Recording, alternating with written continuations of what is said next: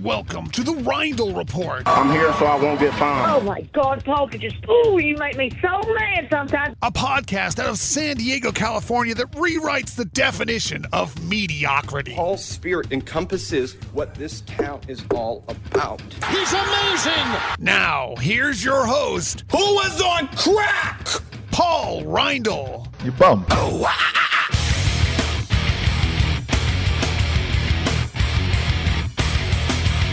Well, I'm not on crack, but I am Paul Reindl, and this is the Reindl Report. What's up?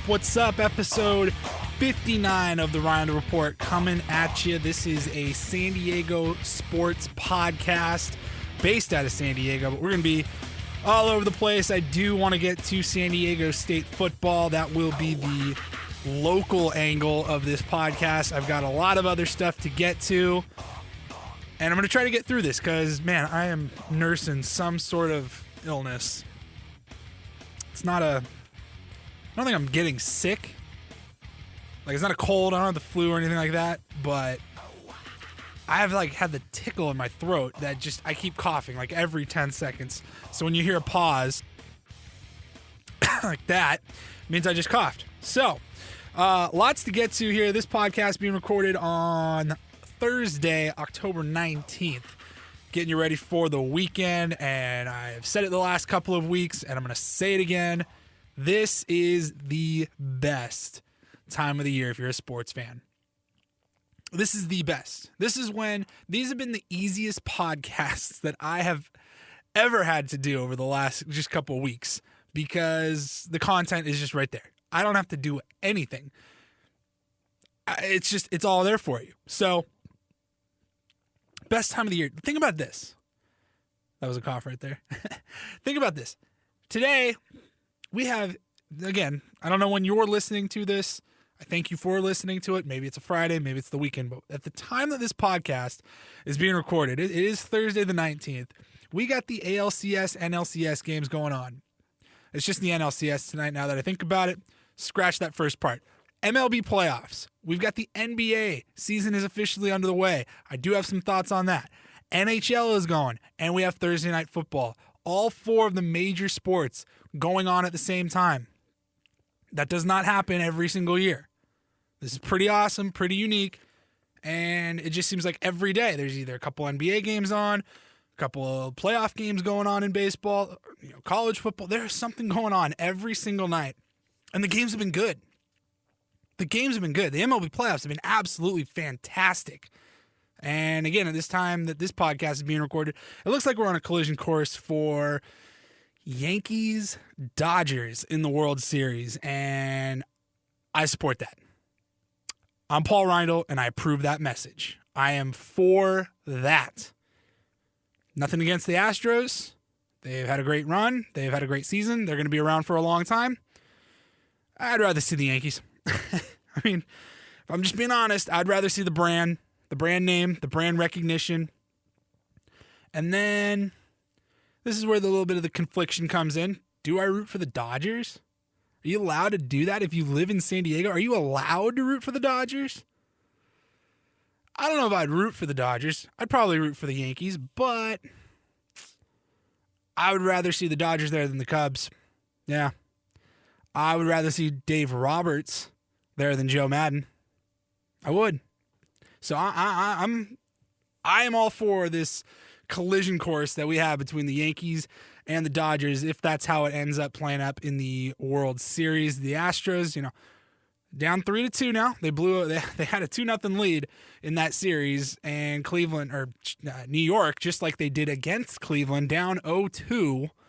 They came back and won the ALDS against the Indians, and now they're one win away from going to their 41st World Series in franchise history. 41. That is, look, you knew the Yankees have won, 27 World Series. And of course, they got to lose a few here and there, but 41 World Series appearances. There are teams that have had none. 0. It's crazy. Crazy. So baseball has been great. The NBA is back in season. I want to start off with I guess we'll call it the good, the bad, and the ugly in this opening bit. Before I get on to San Diego State and the NBA, Greg Popovich was in the news. I've got some comments on that. And LeBron James, there was a story going around. He was featured in GQ magazine, and the story was LeBron James says he doesn't owe Cleveland anything. And yeah, I've got some opinions there. I am the president, self-appointed president of the LeBron James fan club. So naturally, yes, I will spend some time on that. But first, I want to start with the good, the bad, and the ugly. And you probably know what the ugly is if you've been following sports this week. So I'm going to hold off on that. I want to start off on a positive note. This is a story that, yeah, I'm comfortable enough admitting this to all three of you guys that are listening. I'm comfortable enough with myself to admit this. This story had me in tears, and not like, oh, that's kind of cute, or oh, that's kind of sad. I'm shedding a little tear. No, just buckets of rain streaming down my face. I'm just crying my eyes out because, and it's stupid. Look, nobody died. This was not a horrific story or anything. It's actually a good story, but I was just like, oh my God, I'm such a little bitch. What is happening right now? What is going on? And I'm like trying to look for my dog so she would just like let me pet her or something and make me feel better. But there's a story out of Northern California, and you're probably aware of the horrible fires that we have going on up there in NorCal, and it's just been absolute devastation up there, and I got friends and family that have been evacuated or know people close to them that have been evacuated, and it's just been terrible to watch. But maybe for me, as a sports fan, maybe the saddest story that's come out of Northern California was from 9-year-old Lauren, who wrote a letter to the Oakland A's, and I will read you that letter right now. And if you hear me, if my voice starts cracking, it's not because I have to cough, even though I still kind of do have to cough. Like I said at the beginning of the podcast here, I just got something in my throat and I cannot clear it out. If you know any home remedies, I'm sure apple cider vinegar, I don't know. But if you do hear my voice cracking, it's definitely because I have to cough and not because I'm starting to tear up and get emotional, okay? So this is from 9-year-old Lauren to the Oakland A's. I love watching your A's games. I want to be an A's player, and I play at Mark West Little League in Santa Rosa. I played baseball in my backyard all day, loving the A's and making up my own game. In my backyard, we won 6 World Series in a row, but my house burned down in the Santa Rosa fire, and my saddest things was my baseball collection cards, my 17 jerseys and 10 hats, and my baseball from the game, and also a ball signed by the whole team and Ricky Henderson and Bob Melvin. My brother and me have so much fun, but he is only 9 months old. I am teaching him how to throw balls. I have every single A's card from 2000 to now, but I am 9 years old. I had a Major League Baseball, and it all burned up. So sad. I know you are not all together, but I hope you get this. Bye, Lauren. So, if I just left it at that, it'd be a pretty sad story, but the Oakland Athletics, and this is when Twitter and social media can really shine. These moments only happen like 2 or 3 times a year because Twitter is where the lowest of the low, the dirtiest trolls live. They live on Twitter, right? And they live in the comments section on Facebook. But the Oakland A's, they tweeted the picture of the letter and an address to the Oakland O.co Coliseum. And it just said, if you'd like to donate baseball memorabilia to our pal Lauren, please send items to the address below and we'll make sure they get to him. So I was already a little sad when I read the letter. But then I click on the tweet from the A's there and I start scrolling down, and Topps, the trading card company, can you send us some info on how we can help? Dan Heron says, where can I send something? A couple of the minor league teams in the area sending some love, and it's a picture with a bobblehead, a baseball, a t-shirt, a water bottle, a little bit of everything. Tampa Bay Rays, they jump in. The Rockies are in. The Tigers, the Indians, the Orioles, the Marlins, the White Sox, the Diamondbacks. Look, I'm going on. It would take less time if I told you the teams that didn't post a picture of a ton of awesome goodies that they were sending to this 9-year-old kid who just had his whole life flipped upside down. The Red Sox with what looks like a framed David Ortiz jersey. Baseball hat, a helmet, a couple of baseballs, a card. The Mariners, they sent a backpack, another statue, it looks like, a bobblehead, a jersey. The Giants got in on the action, and the Padres, I want to wrap it up with them. Again, there's more teams, the Mets, but the Padres, they sent a brown jersey. They sent the Padres fedora, which is really stupid. I wish they wouldn't have sent that. There's a baseball glove, looks like a beanie, a couple other toys. Backpack, if I didn't already say that. And there's a baseball in a glass case. And remember, this is an Oakland A's fan. Little Lauren is an A's fan. So Padres wrote back to the Athletics, "We've got a Padres pack on its way for Lauren, including an autographed Mark McGwire baseball." Bench coach for the Padres, formerly known as superstar for the Athletics, then going on to the Cardinals and wherever else he played. How great is that? I'm serious. How awesome is that story? That makes you feel better, right? Well, good. I hope so, because we got to start getting into a couple of downers now. So that was the good. The bad is Aaron Rodgers, man. What a tough injury for him. He's probably done for the year. There has not been a confirmation on that yet, but his broken collarbone, he's going to be out for probably the entire year. And selfishly, I'm pissed because that was my Super Bowl pick, was the Packers, and they're not going there with Brett Hundley. I'll tell you that right now. But just tough. I mean, I don't think you can hate the Packers. You could be a Vikings fan or a Bears fan or a Lions fan or whatever. I think we can probably all agree that the NFL is better with Aaron Rodgers playing, right? I mean, look, I don't like the Lakers.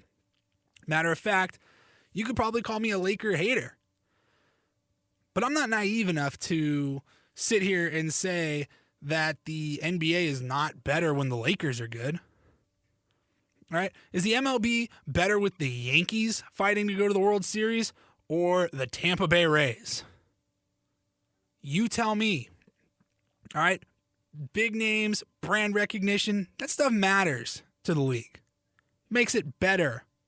And now Aaron Rodgers joins the list with guys like J.J. Watt, out for the year. Dalvin Cook, out for the year. Andrew Luck, sidelined again. Probably not going to play all year. Odell Beckham Jr. You want me to keep going? David Johnson. I mean, these are huge names out for the year.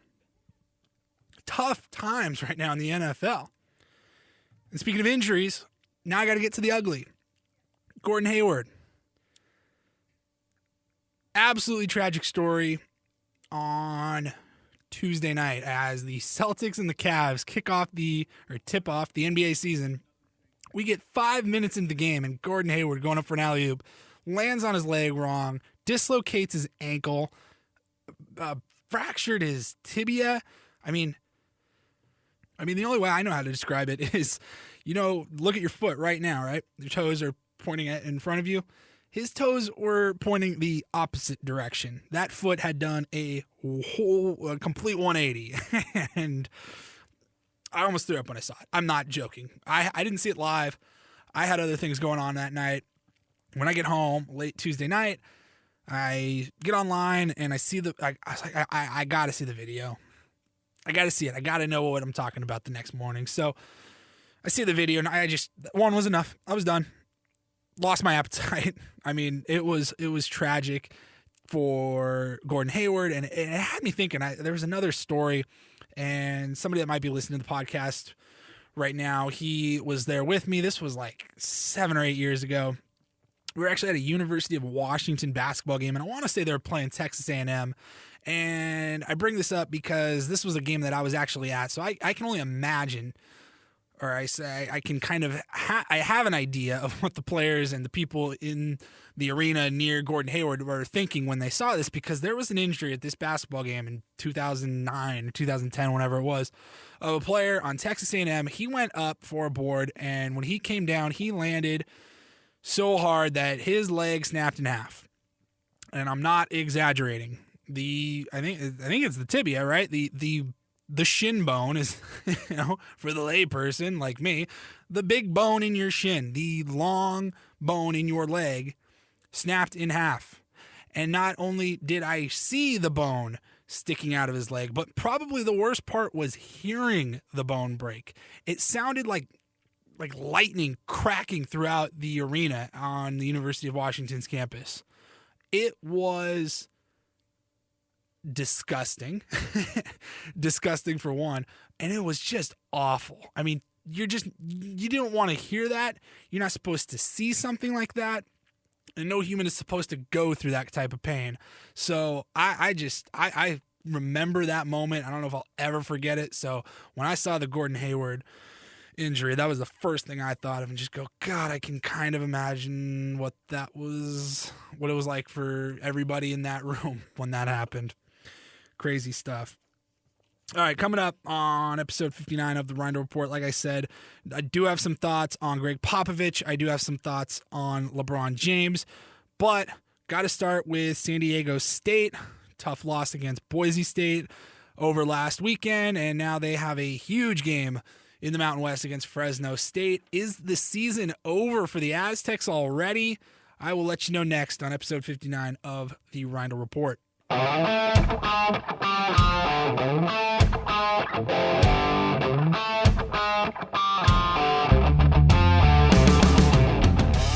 All right, San Diego State, they were 6-0 when they take on the Boise State Broncos, and I've talked about it before on this podcast about how freaking badly I hate Boise State, and that only magnified this weekend, or this past weekend, I should say.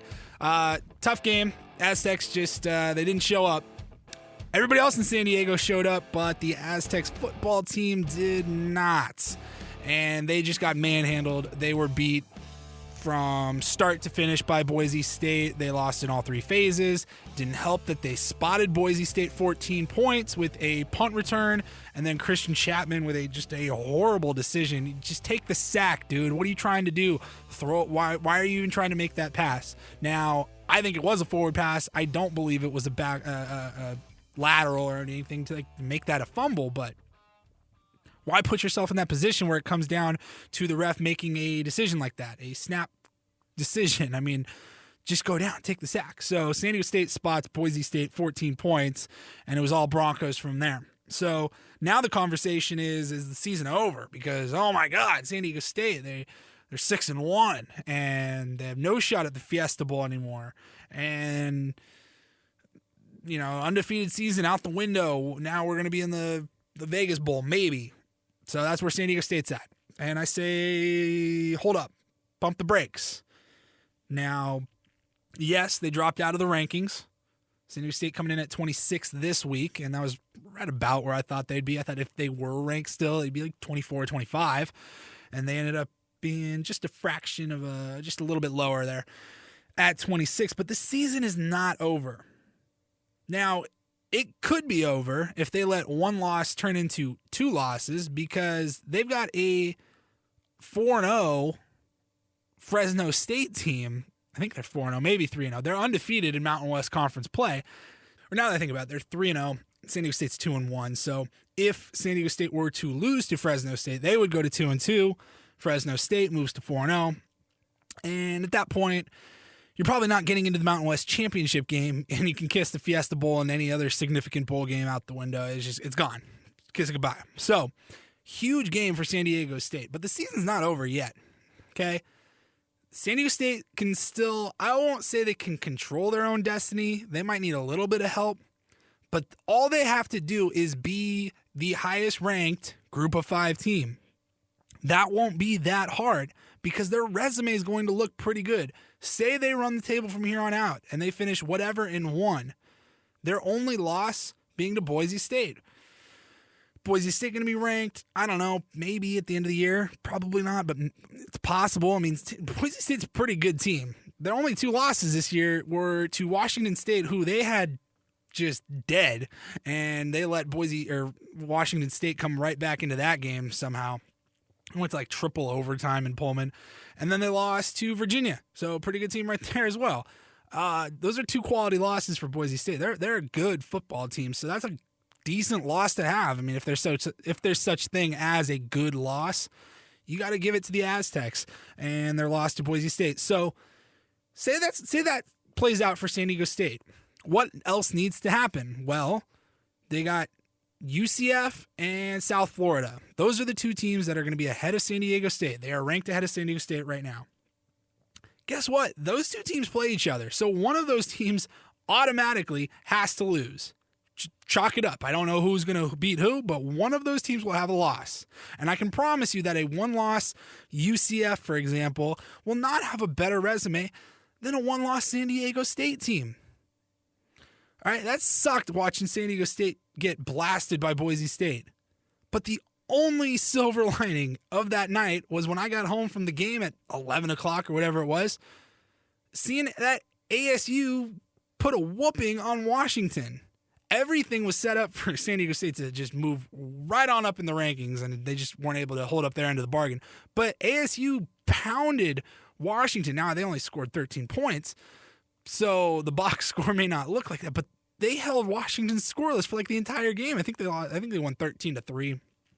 Don't quote me on that, but they beat Washington handedly. So that's a huge win now for San Diego State, going on the road and beating ASU earlier in the year. Stanford won. So that also helps San Diego State. So San Diego State's resume is going to be looking pretty good, and I think it'll look better than a 1-loss UCF or USF, whoever loses that game between those 2 teams. And then what? All it takes is one of those, the other team, the team that wins that game, to get picked off at any point in the season. That can easily happen, okay? This is not Bama just storming through the AAC, I think it's called, the division that they play in, the conference. All right? They can lose. These teams can beat up on each other. It's possible. So San Diego State's biggest thing is they cannot let 1 loss turn into 2 losses. If they do, then the season's over.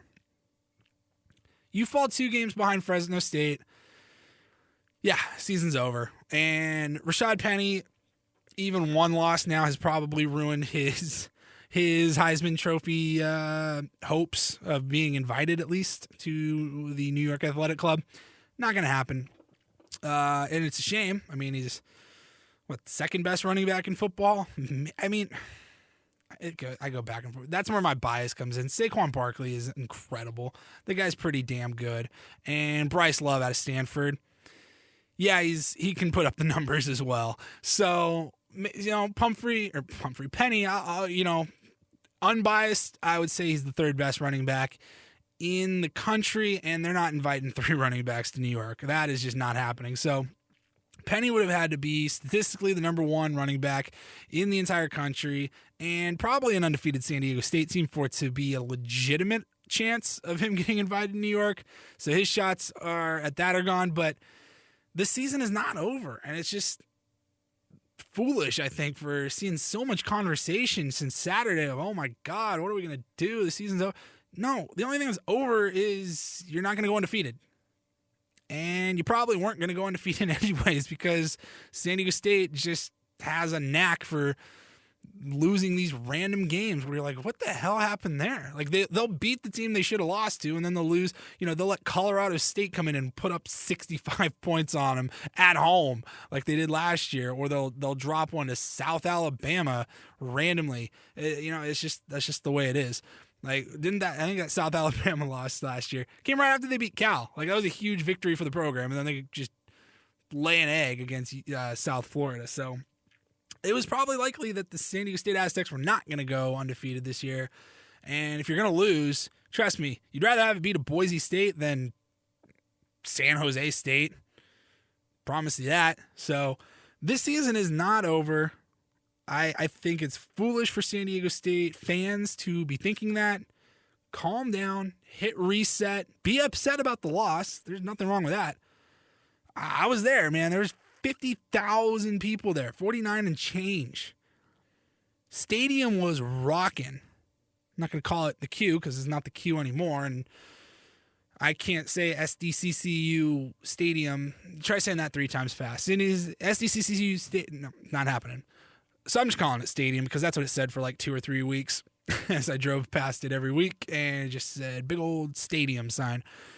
50,000 people, man. I was walking around the parking lot doing some tailgating. And I go, I don't know how this is going to translate to inside the stadium, but this place is packed. There were few parking spaces available. There were so many cars. People were just having fun. The city was buzzing, man. Place was buzzing. It was like a Monday night football game or something. So the fans were ready for some football, and the football team was not ready for some football, unfortunately. So San Diego State got to beat Fresno on Saturday. That is a must win.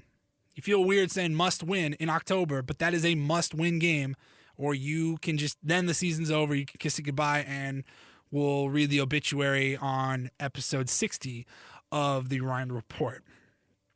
All right, time to get to some NBA. NBA season is here, and how is the NBA season going to live up to all the hype of the drama from the off season? It was palpable. It was amazing. I didn't want more of it.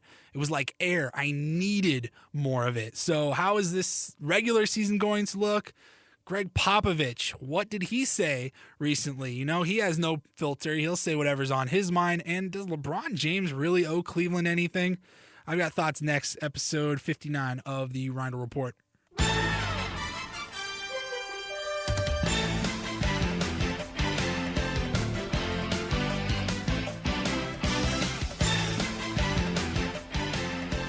So we may not agree on everything.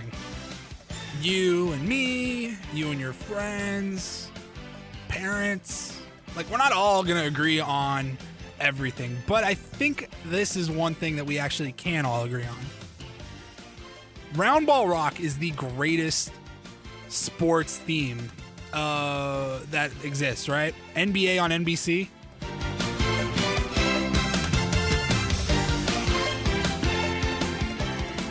So sick. I get pumped every time I hear that song. The beginning, listen one more time here. I'll start it over. The beginning of this song just gets me hyped.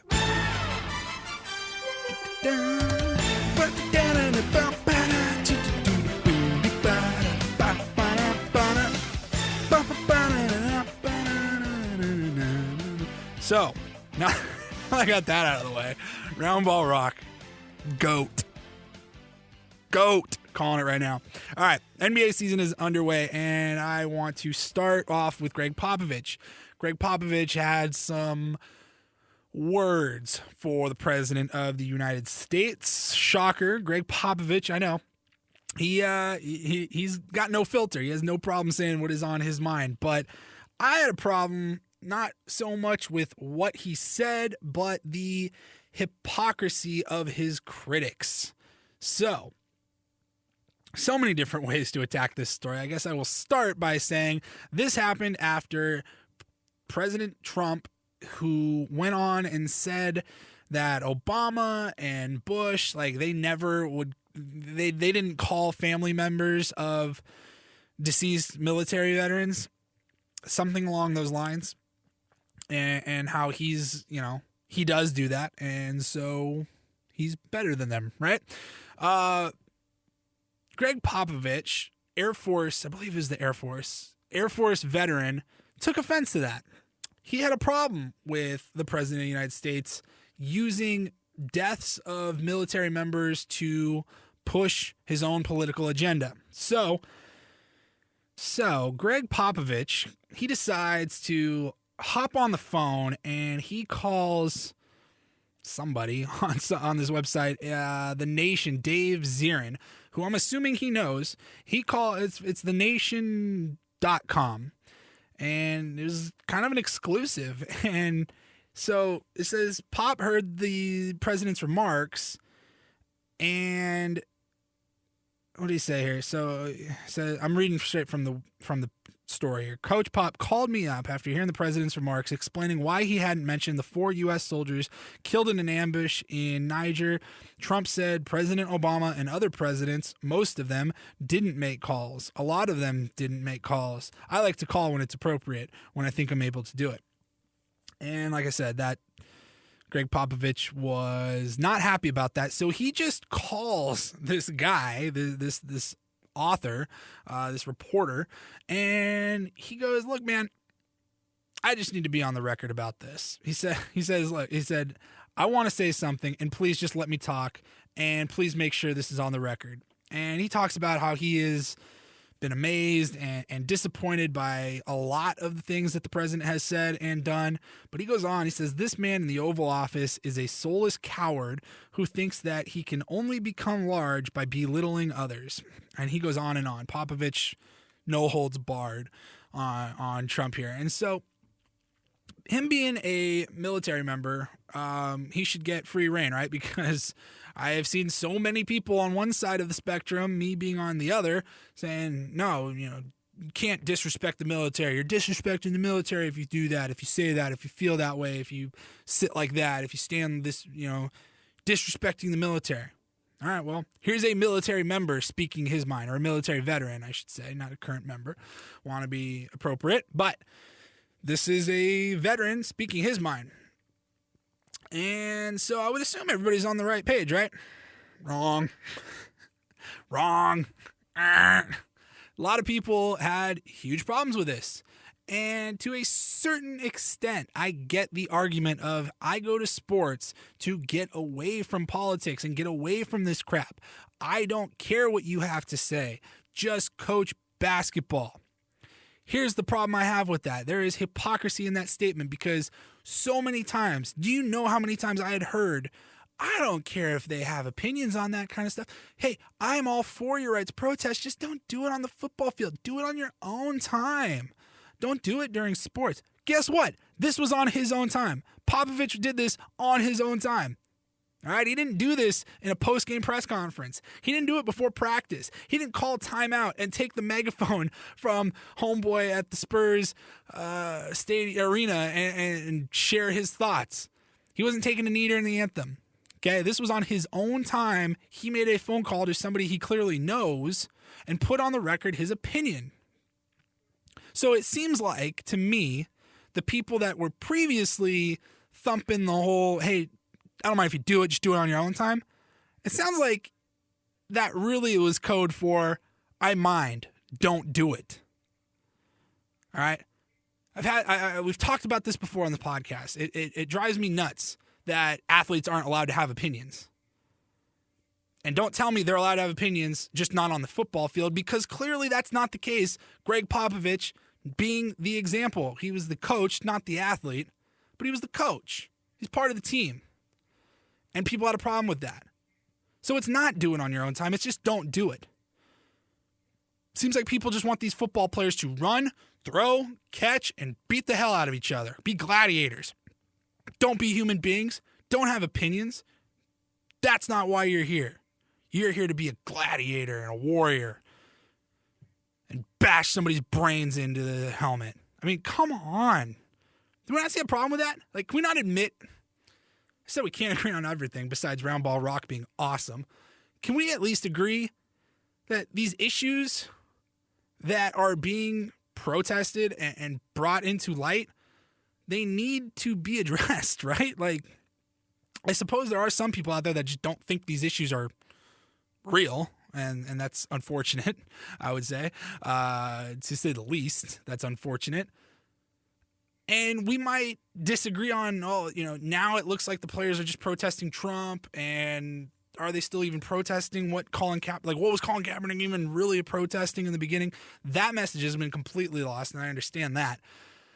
And it's too bad. But we can agree, if we go to the root of these protests and everything and all these issues that keep arising, we could probably agree that they need to be addressed. So why are these players not allowed to have any type of voice?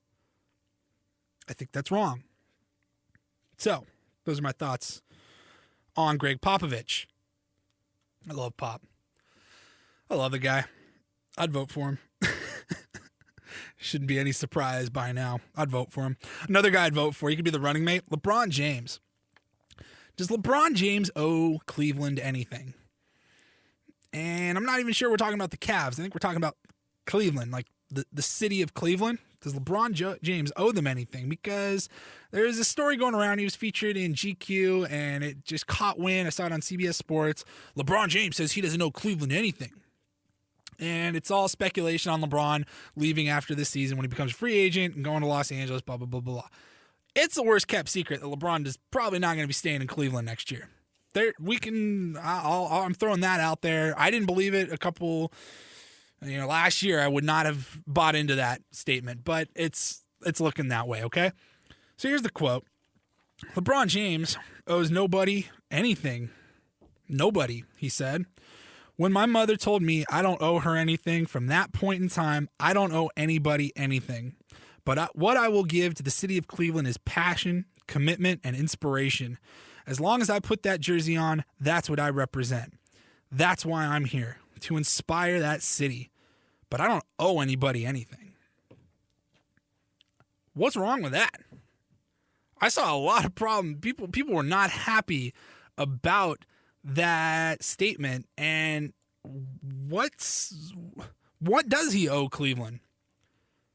First of all, the Cavaliers, they lost LeBron. He didn't leave Cleveland. They lost LeBron. He said, I got you to the finals. Give me just a little something. I've gotten you so close. I've taken you as far as we can go. We need to add to the puzzle, or we're just not going to go anywhere. And Cleveland said no. They didn't add any pieces. They added Shaq's old ass. They weren't going anywhere. So he left. He went to Miami. What did Cleveland do? Burn his jersey. Sent racist messages to him. Dan Gilbert had to go and send the letter heard around the world, where he called him Benedict Arnold and everything. I mean, they were pissed. And I get it, whatever. They were not happy with LeBron James. He comes back to Cleveland. They welcome him with open arms. He wins a mother-flipping championship. Which, by the way, in case you forgot, the Warriors blew a 3-1 lead. Just wanted to throw that in there. LeBron brought a championship to Cleveland.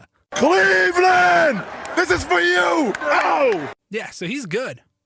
He's good in Cleveland. Look, he can do whatever the hell he wants. He brought them a title. He brought them a trophy. He's got himself another ring. He's good. His legacy is good in Cleveland. He goes to Los Angeles next year. His legacy is no way tarnished. They've gone to what, 4 straight?